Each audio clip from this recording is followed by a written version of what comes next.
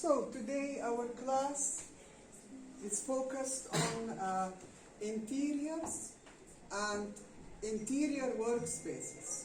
Okay, so we will talk about how ergonomics can help you design better interiors. Okay, so this is the focus of today's lecture.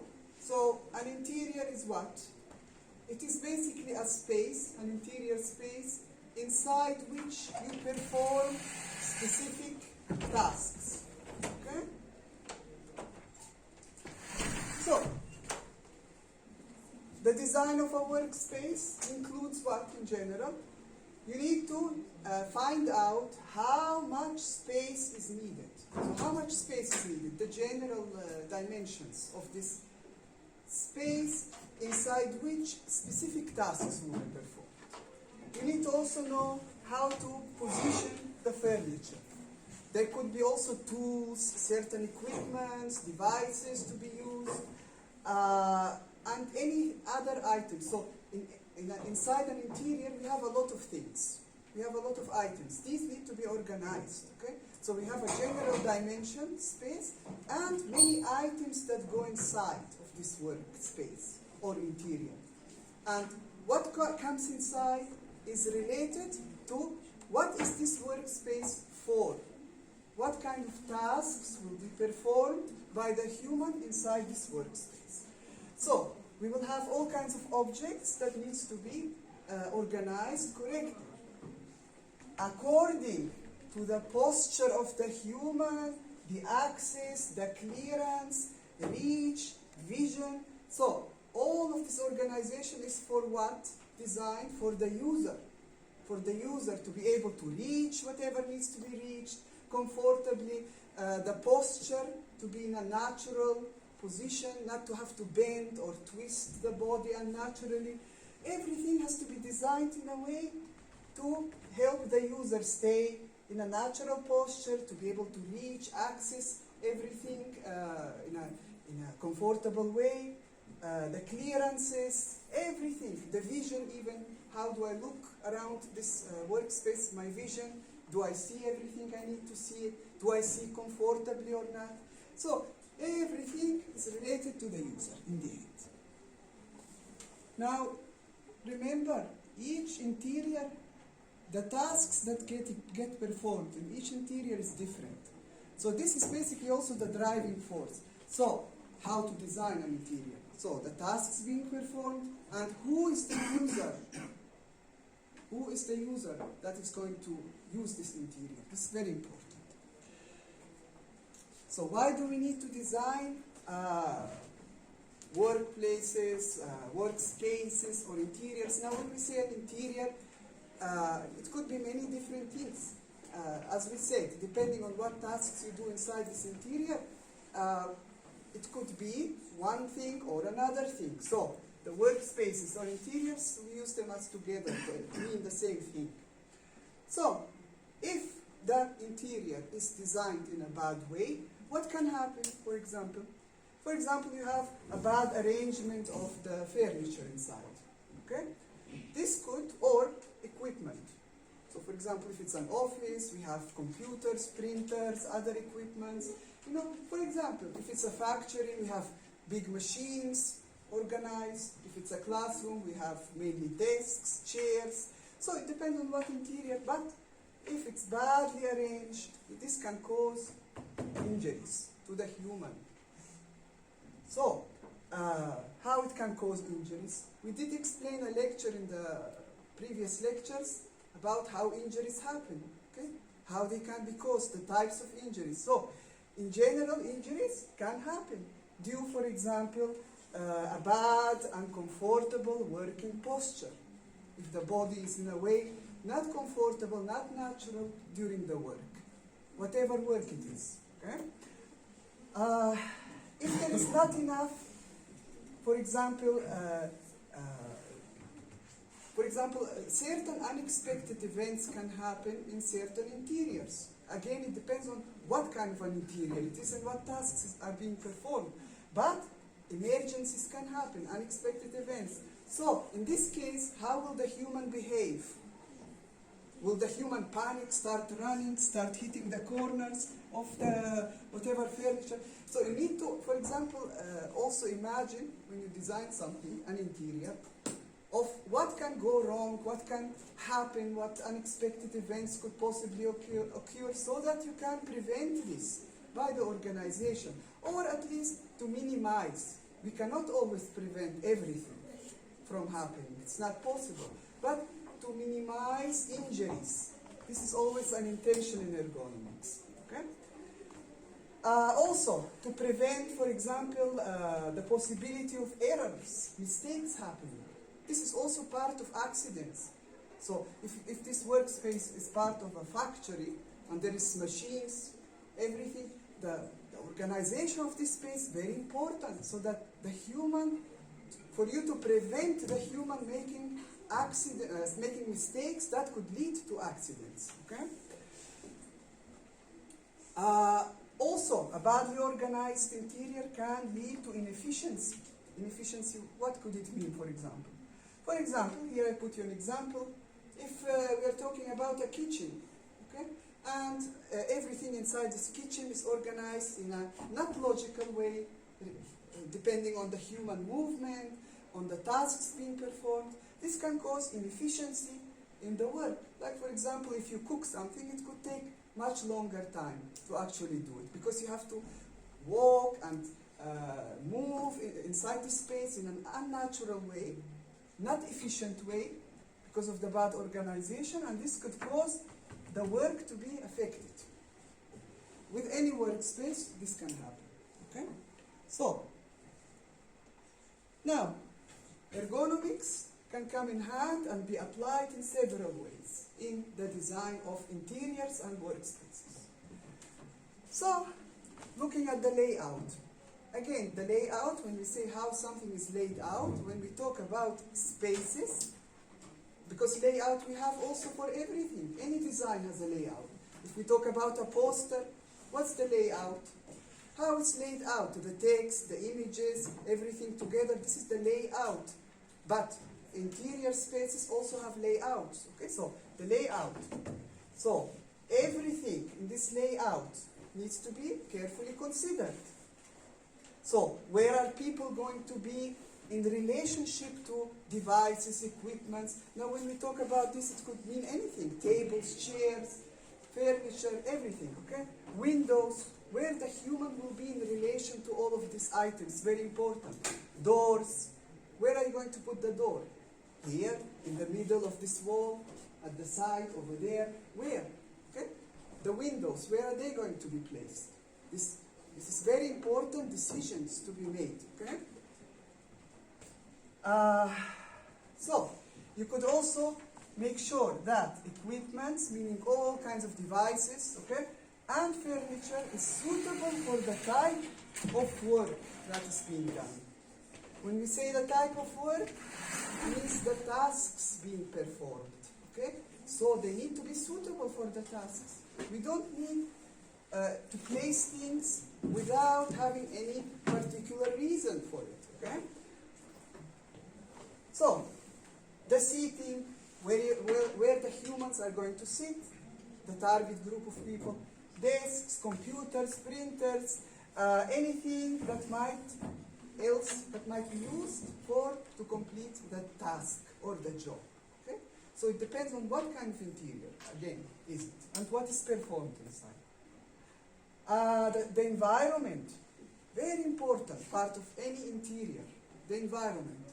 So this could include temperature, the ventilation of the air, the lighting types, and from where the angle comes, and all of these things that we discussed before. Decoration, even this can be important. So, we will talk about environment in this class more, a little bit later. So, all these aspects, okay, are considered in an interior in relation to who the target group of people that will use this interior. You have to know exactly which people, what type of people are going to use this interior. Like this classroom, all kinds of people use it. But mostly between a specific age group. Most of the students are between a specific age group. Not rarely we can see a 70-year-old student in the class. Very rarely. Okay. So the majority of people, what kind of people, what age group, what types, what their body measurements, everything related to them. Okay. Who is going to use it? So. So we need to know everything about the people, the target use of group of people, and whatever we design in this interior, or make, or change, or whatever we do must be for the safety, the health, the comfort, and the productivity of the users of this interior. This is very important. We are not designing just to design. We have a user, and we need to make this user safe and happy and able to do the work correctly. Okay? So, now this is just an example from the ergonomics books that deal with interiors. Okay? So you will find, for example, this is a kitchen example, the human, how the human can move, is there enough space in between? Here, for example, there will be some people sitting on a table. For example, it could be a restaurant. Now, if you design your own home kitchen, it's different than if you design a restaurant where a lot of people will be moving around. Look, this person carrying something going this way, this person doing something else going that way, so there should be enough space for both. You don't want people to walk and start doing this while walking. It's not a comfortable way of walking. So, natural walk, natural posture. The people while sitting, they need to be comfortable. Here, this space of this human, not someone to bump into him by accident, okay? So, it depends on what interior you are designing. This needs to be drawn, for example, to scale with the human of the percentile that is the user group. For example, the 95th percentile, meaning most of the people will be able to use this comfortably. So you draw the actual human with the actual measurements to scale, with the interior to scale, and you show in your drawings how this will happen. And as you can see, there is a lot of measurements everywhere to basically show that your design is suitable for this particular range of people, this particular type of target user. So, in general, you need to find the answers to the following questions when you design interiors. Okay, so these are general questions that you need to ask every time you design some interior. So, again, we discussed what type of task will be performed in this interior, and the details of the task. So, for example, when you say cooking in a kitchen, this is a task, but what are the details of these tasks? What are the steps? How is the movement of the human going to be? A lot of details you need to take into consideration. So, also you need to be careful about this. Will some of the humans, the people that will use this interior, be seated or standing? Because sometimes, at all times, the user is standing. At other times, standing and sitting. At other times, most of the work is done while sitting. So this is important to ask yourself, okay? What postures will the users have while doing a task? The posture of the body, okay? Very important. And the body dimensions of the users. Dimensions of the user. The main dimensions, the height, the width of the body, and several main dimensions, so that you know this user is the space suitable for the user, for your target group of users. So, the measurements. Of course, measurements will be found in specific books, okay, of ergonomics for interiors. And I gave you actually one book with measurements inside, and you will find a lot of also interior spaces in this book that will help you for this lecture and the project, okay, that you will be doing, the assignment. Now, you need to also decide, are you designing for the minimum, the average, or the maximum measurement of users? So are you designing for the biggest, the average, the smallest, or 95 or above percentile of them so that most users can fit. So you need to be careful about which dimensions you choose, because in every ergonomics book, when you open it, you will find tables. And we will see also in this lecture, again, examples. You will find tables. Always I said it's divided for male, female measurements. And there is also for the smallest, the average, and the biggest user. So which measurement to use for your interior? You must be clear why and for whom. How far can the users reach horizontally and vertically? Reach, meaning, for example, if I extend my hands, how far can I reach comfortably, of course, without straining my body? This is, for example, important, again, if you have a kitchen. Can I reach everything comfortably? If I want to open, for example, something from the top, can I reach it, or do I have to use a chair to get up on it to reach? So these things are important to be asked. The visual aspects of the task. So the visual aspects. How? For example, if you sit in a living room, you're designer of a living room, what it has most of the time? It will have a TV. Most homes have TVs. So you will have a human that will sit and watch TV, for example. So the visual aspect is how, for example, this TV, where is it located? Is it up there located, or down there, or in the middle, or where? So when I sit, my head and my vision, when I look at the TV, is comfortable. Not to have to bend my head like this for extended periods of time, or in some other angle that is not comfortable. So the visual aspect. Also, if I sit on this desk and work on this computer, will my head be like this, or straight, or how? How is the human posture in general related to how you design the interior and the visual aspect? This is what we mean with visual aspect. When you have to use your eyes to see something, how is your body going to be? So this is important. Also, factors such as how long the task will take. Is it just something you do quickly, usually, or is it a task that you have to perform over a period of time? The environmental conditions, as we said, we will explain about this now more. So, the time period that you need to perform actually the work or the task, this is important. So you have to sit in this interior for 10 hours or for just 5 minutes. There is a big difference, okay? And the environment of this interior. So the environment generally consists of these things. It includes the temperature, ventilation, humidity, lighting, noise, and other factors, depending. So all of this affect the environment of the interior.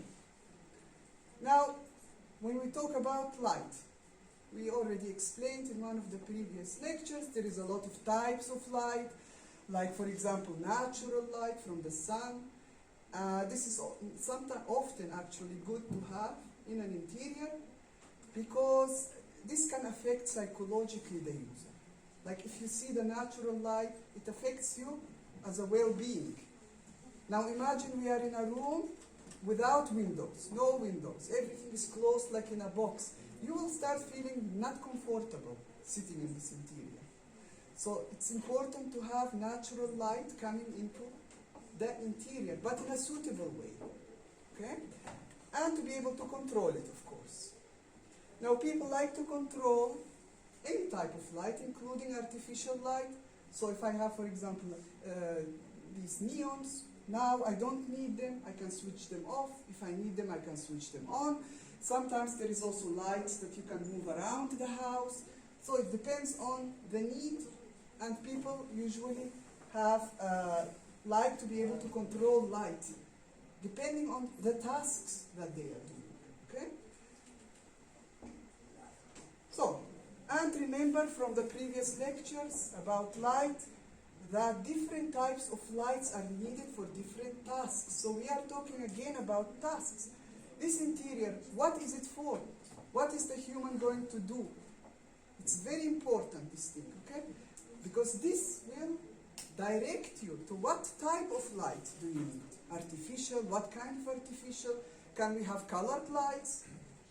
Will it affect the work?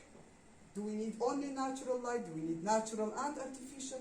And where to place it? At an angle, from down up, from up down. So all of these questions need to be asked and answered in relation to the tasks and the human needs, okay, of this interior. Temperature and ventilation, one other thing from the environment. So this can very much affect what is happening inside an interior. Like, you can feel very uncomfortable if the temperature is not suitable for the body. Okay? Now again, it depends where you are. Are you sitting like on a table, wearing certain clothes and doing certain tasks, or are you walking around and, for example, like an interior that is a gym, for example, a gym where they play sports. So in this kind of interior, people move, run, sweaty, so they need the temperature and ventilation to be suitable for the task. So imagine running and sweaty and hot, and there is no, for example, something to cool you down.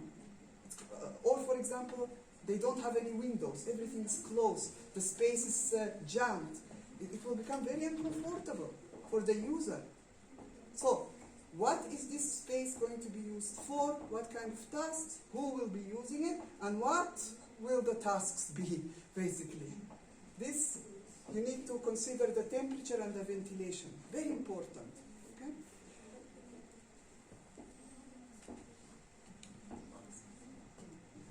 Noise, we also talked a little bit about that. So now in our world, everything is noisy. Everything. All machines make noises, people make noises. Everywhere we can hear noise. So when you design an interior, you must consider the noise level. Does this interior, the tasks being performed, need to be very quiet environment? Or it's okay to have a lot of noise? For example, okay? Some tasks, okay, normal. You can have noise and you can do your work efficiently. Other tasks, you need silence. So you need to be careful about these things. Because this can directly affect the user and the tasks being performed. Now,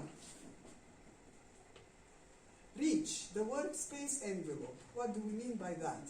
A workspace envelope is basically the space, like it explains here, a three-dimensional space within which you carry out certain tasks, again, at a fixed location. This is important.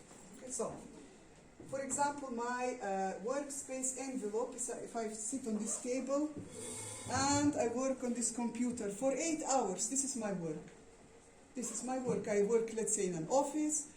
8 hours per day I sit on this desk and work on this computer or on this table, or maybe I can have a printer here, something. So my workspace envelope in this case is this area.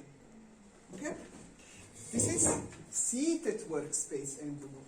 Sometimes people work while standing, so they have a standing workspace envelope. The envelope is very important, where you spend most of the time doing a specific task. This envelope must be reachable in a comfortable way. So, if I have to sit 8 hours on this chair working on this table, I want all my equipments to be reachable in my workspace envelope. I don't want every 5 minutes to stand up, go to that table, go to that area, go to that corner to do my work. That will tire me out after 8 hours. Okay? So everything to be closer to me. So, we have seated and standing workspace envelope. So, this is here an example, what I explained.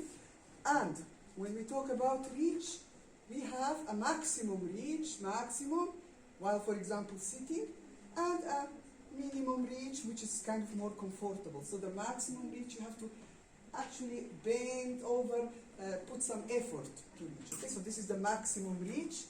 And we have a normal here, reach space, which is more comfortable. Now, during standing, sometimes work is done during standing. Quickly, please. So, we already explained a little bit before that it depends again on what tasks you are doing. So, for example, the table height can affect. Okay? So, for example, if you're doing very heavy, forceful tasks that needs a lot of effort, the table height needs to be lower than the elbow, okay, so that you can do the task correctly. If you are just doing light work, normal kind of work, writing, for example, this is light work, it should be at the elbow level, okay, so that the table should be at the elbow level, whether standing or sitting, okay. But if you do heavy job, it's usually standing, so you can put more force to it, and the table needs to be lower. If you do very precise work, it's better to be higher, closer to the face when you do, whether standing or sitting. And of course the reach, because we are talking about reach here. Everything has to be comfortably reachable. Now, you will find tables like these in the books. So this is an example for the seated workspace, standing workspace, but actually for everything you will find tables of this type. So we have for the small people the 5th percentile, sometimes it's 2.5 here, that's okay. Here the 50th, the average, here the 95th or sometimes 97.5, 98. This can be the difference, but it means the same thing. Short people, small people, average, and the bigger people, okay? And the 95th, you know, it covers all of these previous ones. And it's always male, female, male, female. So, these things you can choose from and choose the correct measurements of the user and design the space to be suited for the user. Okay? So, some general principles for seated work. We have general principles that need to be followed for seated and for standing. So let us see what is for seated work. You need to always have relaxed upper arms and elbows at approximately 90 degrees. Not to have to work in an angle that is not comfortable. Your wrists need to be straight so you don't have to twist them in unnatural ways. So, especially when you have repetitive tasks to do. So you need to really look into every detail of how the human will move and do the work in this space to design everything in the best possible way. You cannot ignore any detail. Okay? Now, adjustable height work surfaces. What is this adjustable? So for example, we have a table, I can make it lower, higher, depending on what am I doing. We talked about these type of designs in the past lectures, okay? That we can have designs that can adjust, like for example also chairs that can become short, high, depending on the need. There is nothing funny in the lecture, okay? Yes. So, adjustable height work surfaces. This is as an example here, but it could be any adjustable design used in this workspace. If it's not possible, what's not possible? To make an adjustable design, because we said before, if you make adjustable designs, they're usually more expensive than the fixed. So this table is fixed, it cannot move. This is more cheaper to make than a table that can go up and down. The same with the chair, this is more cheaper. Anything fixed in design is more cheaper. And the cost affects the choice sometimes. So,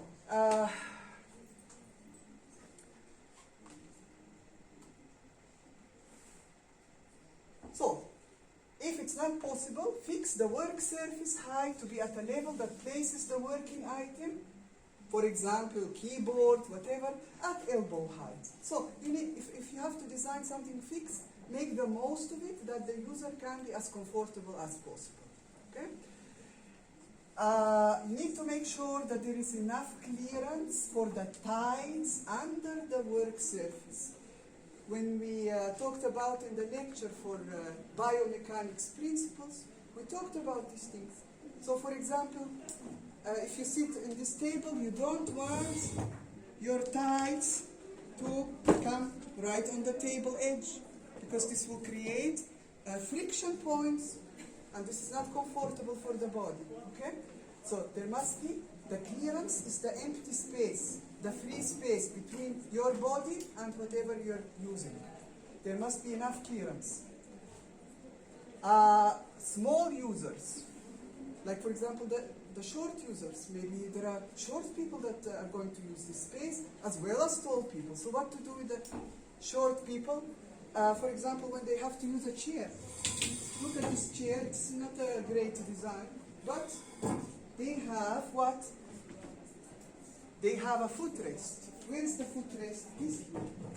So if my legs are very short, and I don't feel comfortable sitting like this because my legs are too short, I can put them up on the footrest. And this can make it more comfortable for me. So these footrests are a very cheap way to make a fixed design that cannot move, comfortable for different size people. So if you have very long legs, you will not use the footrest, you will sit like this because your legs are very long, okay? But short legs, people can do this. So a very simple solution and cheap solution for something that you cannot make to move, okay? Okay.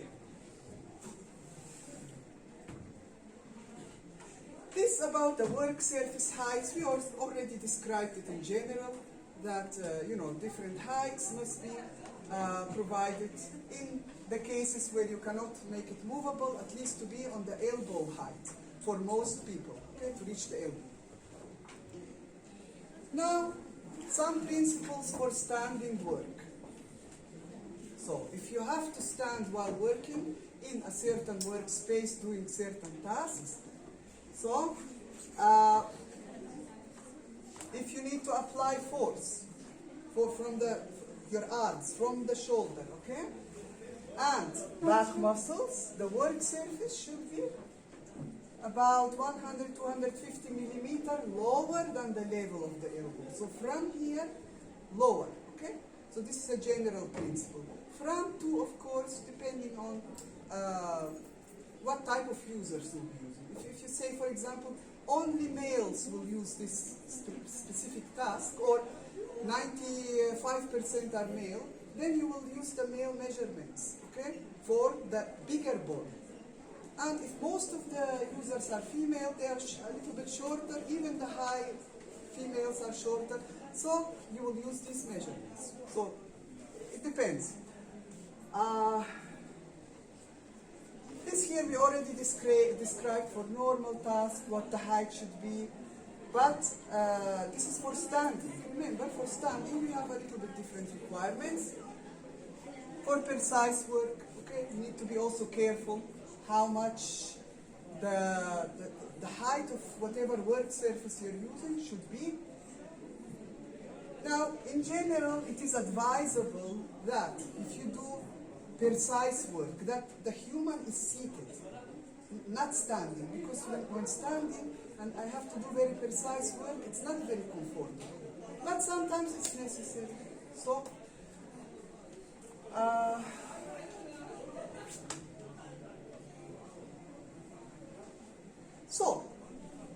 so this thing we already described. So if you're designing something that, for example, needs to fit very large people, for the smaller user, if also small users will use it, you need to provide some kind of a support. Support is like this. This is a support for someone with short legs. Okay? Now, the visual workspace. We already said in general what is the visual workspace. Well, how to use your eyes and the head. So, when I want to see something, I move my eyes inside the socket, and also my head. I move my head. So here it's very important that if you have to perform a specific task inside a workspace, that needs your head for example, in a certain position for a long time. Like I'm sitting in front of this computer working all day. If the computer is too much up, like I have to put my head all day like this, it will create problems in the muscles around my neck because the head is long period of time in a static position and not in a comfortable static position. The comfortable is like this, but like this not comfortable, like this not comfortable, like this not comfortable. So when we talked about the principles, ergonomic principles in the biomechanics lecture, we talked about static and dynamic body positions. Now, if you have to keep your body in a static, meaning not moving position for a long time, this can create the human to become very tired very quickly. So you must leave the body some chance to move also. So the angle has to be correct where you have to look, and also give the body opportunity to move, not to stay statically. So this is important here to consider. Now, 15 degree above or 30 degree below the horizon, the horizontal. So anything that you need to look at for extended period of time can be, this is the horizon line, okay? 15 degree up angle or 30 degree down, maximum.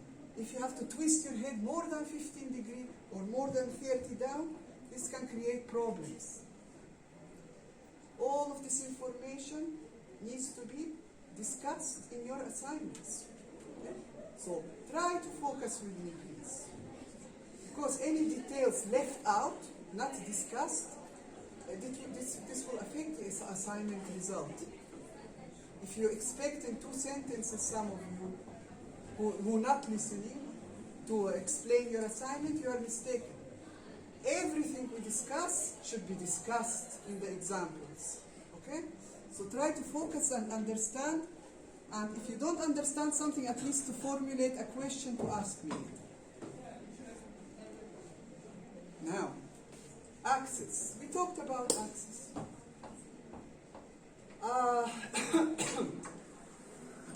Now, axis includes that you need to be able to reach whatever you need to reach and to be able to move around within this space also comfortably. Not to have to twist your body, move in a certain ways in between small clearance spaces, and not be able to reach the things that you should be reaching. So axis is all of this.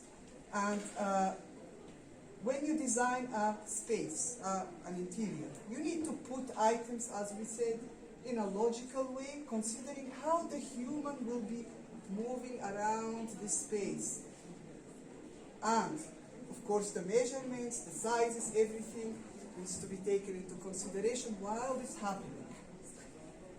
So, there is a lot of details, especially in interior, to take into consideration.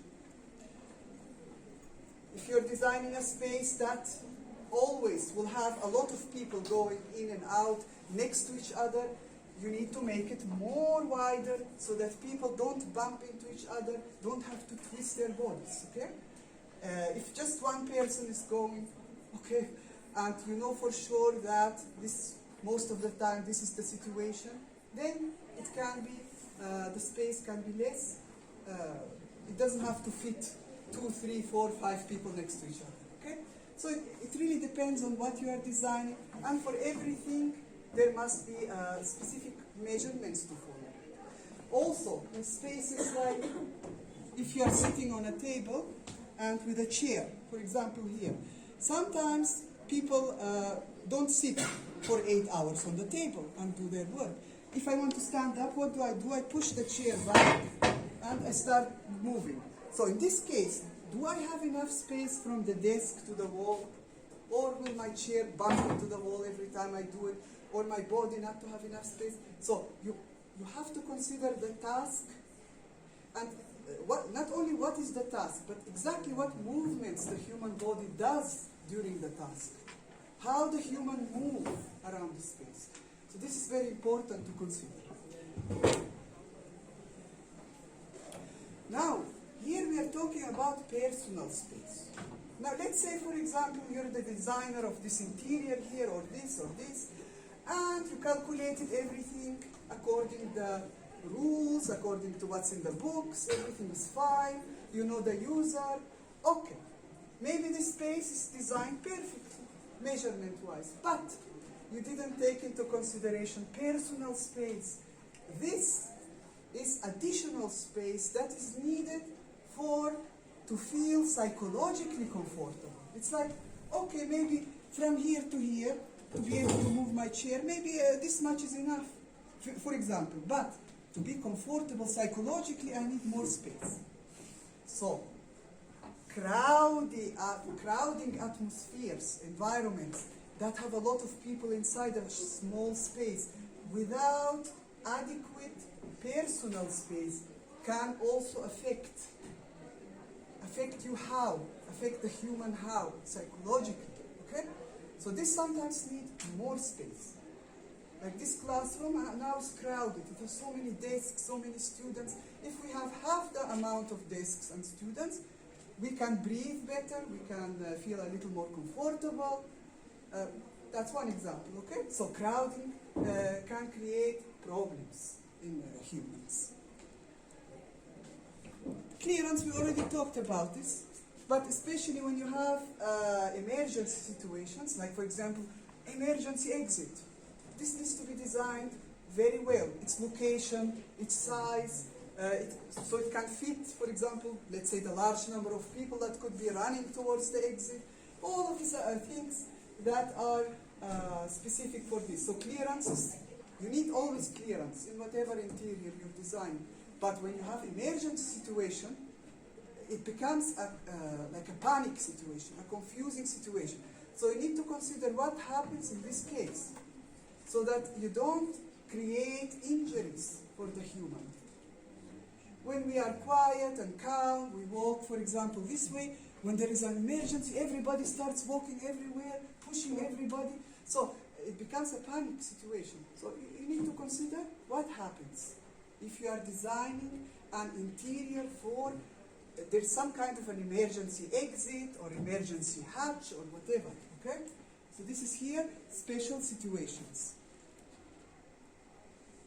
Here are some examples I will not go through, but for emergency situations, they have specific measurements that are different than the normal measurements for the interior that we normally use. Now, general guidelines for the interior workspace. These are very general guidelines. Because we have some specific guidelines, we have general guidelines. Basically, all of the guidelines you need to look at. But these are general ones, like whatever workspace you design, whatever interior, always encourage a frequent change in posture. So it should be designed in a way not to lock the person into a static position, because this can be very damaging for the body. You need to allow the person enough space to move, to relax, to change the posture. This is much better. Avoid forward bending of the head and trunk. Don't force people to bend their heads or the body forwards in long periods of time. So I have to bend my body to actually work here on something. No. Design it in a way to avoid this. Twisting, asymmetrical positions of the body or twisting, this is also not good. Avoid it. Also, this is important, avoid postures of the body that uses a joint for long periods of time at its maximum limit of range. Like I have my joint, this can move this way, this is the maximum, okay? Now, or my hand, for example, I can move it this way, this is the maximum, I can move it that way. If I have to use this position to actually work on a design or use something in the interior, it's going to be a problem. Yes, this is the maximum. I can keep my hand this way, but it's not comfortable. So avoid maximum limits in range of motion. Always keep it a little less to be a little more comfortable. How can you move your hands comfortably like this? But the maximum is like this, for example, okay? But not good to have a design that forces me to be in this position. So,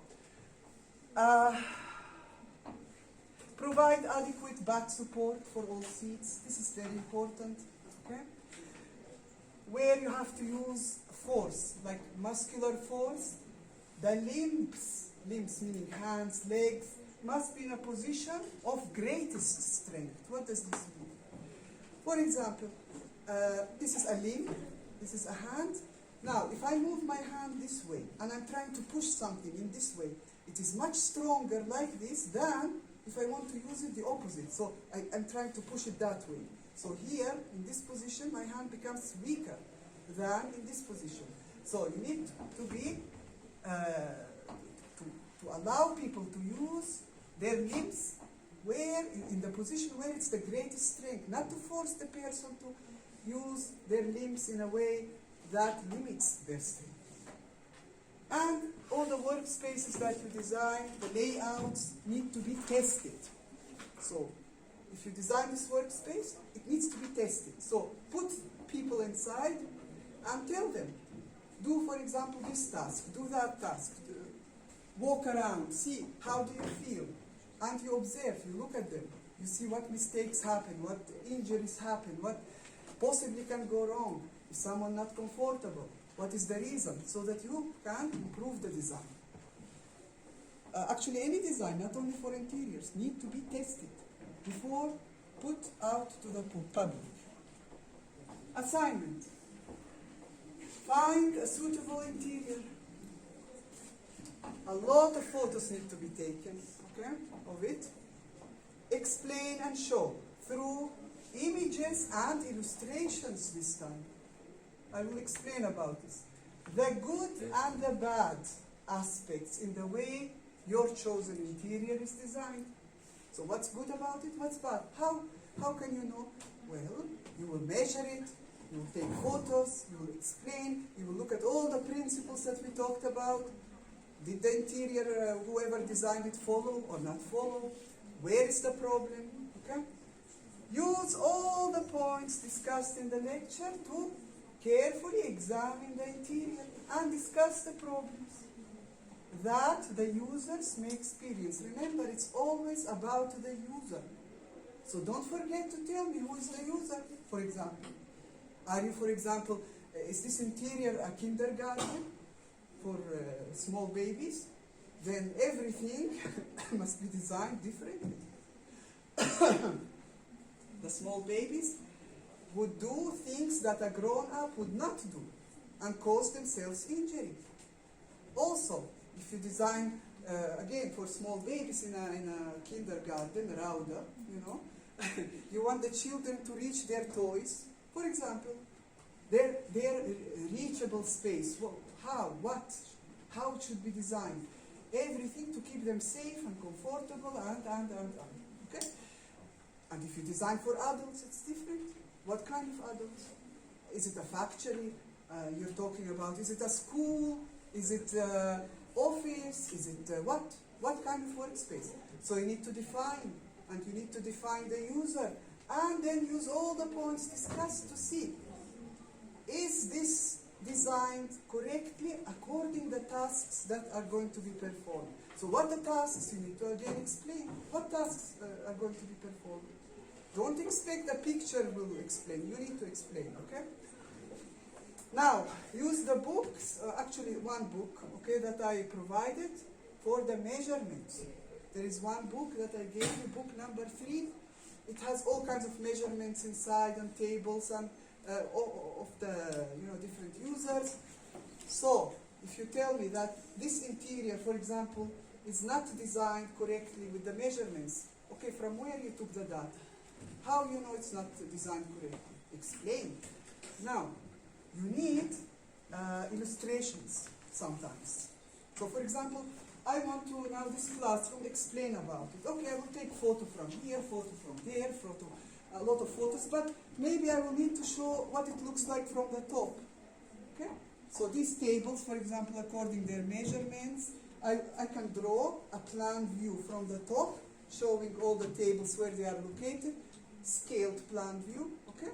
And for example, I can say, okay, there is a problem with the circulation space. Like if the students want to go through the tables here, the space, they will bump into the corners because the space is so limited. Or the student have to walk like this. This is not good, okay? So, what I mean is that sometimes picture is enough. Sometimes you need to actually draw something to show me, to explain to me where is the problem with the space that you're talking about. So, what you need, you do. I will not tell you do this or do that, or what you need, you do.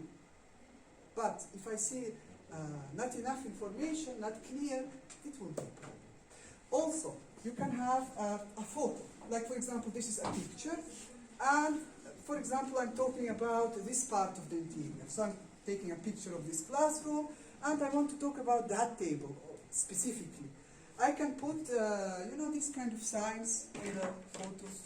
Like we can have a picture, and here's, for example, a table that is badly designed, and here a lot of other furniture, and But I want to talk about this one. I can on any program on the world, I can put, for example, a sign. Like, for example, this is here, for example, number 1, and for example, here we have another furniture that I'm talking about. This could be here, for example, number 2, and here I will explain number 1, number 2 have what. So this is if you want to talk about specific items inside. Okay? Maybe the lighting, okay, is the problem. So this could be here number 3, okay, and so on. Because if you just talk about it, maybe I'm not sure what you're talking about. Which table? There are so many tables. Which one? Okay, this one here. Okay, and I know what is the problem with this. So this is also a type of illustration photo with other, like items, so that you can clarify your idea. So this is basically it for this assignment. There will be measurements of the human, measurements of the interior. So be careful, okay? Use the book that I put for you. And you need to show me the source, of course. So if you use, for example, a specific table with measurements from somewhere, you need to make a screenshot, cut it out, put it as photo in the report, in the assignment, so that I know, so that I can check the measurements. What are you talking about, okay? And the human also, which percentile are you using? Males, females, what age group, or only males, only females, I don't know. What age group, what is their measurement? Are you using the small, the average, the 95th percentile? I need to know, okay? Thank you.